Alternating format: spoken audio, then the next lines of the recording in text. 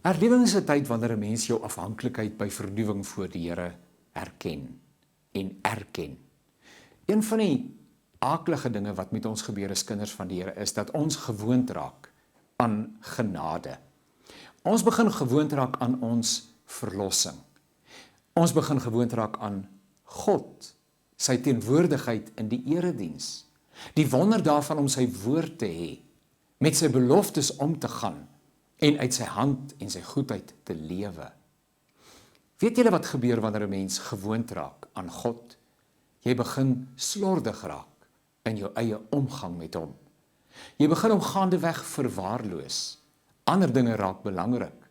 Sy prioriteit van God in jou lewe is nie meer soos dit moet wees nie. Hy is nie die belangrikste faset van jou lewe nie. Hy is nie die bepalende faset van jou lewe nie.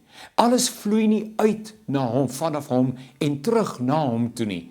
Hy is 'n terloopse in jou lewe, as jy hom hoegenaamd oorweeg. Stadig begin jy afkoel in jou verhouding met hom. 'n Middelmatigheid ontwikkel in jou verhouding teenoor God.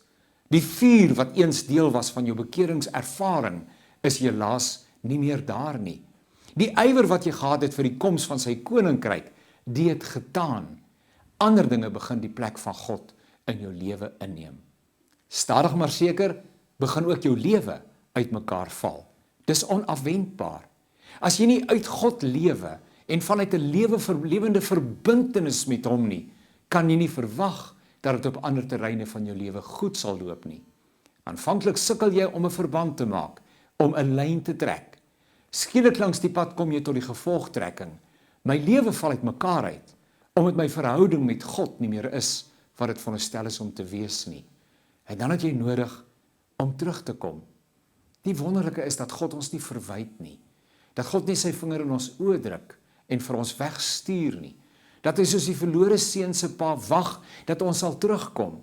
Maar feit van die saak is, ons het nodig om terug te kom. En dit is die wese van herlewing. Herlewing is 'n terugkom van God se kinders na hom toe. Herlewing is om 'n nuwe toewyding aan die Here te lewe. Herlewing is om vas te gryp in die woorde van Jakob en sê, ek sal u nie laat gaan voordat u my nie geseën het nie.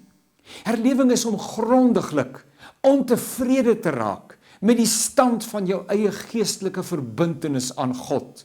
Met die oortuiging te worstel dat daar meer moet wees. En in die woorde van die psalmdigter te begin sê, soos 'n wildsbok wat smag na waterstrome, so smag ek na die lewende God.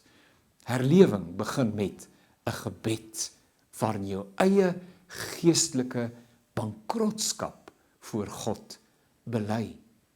Herlewing begin met die kringetjie rondom myself. Mag die Here vir ons herlewing gee.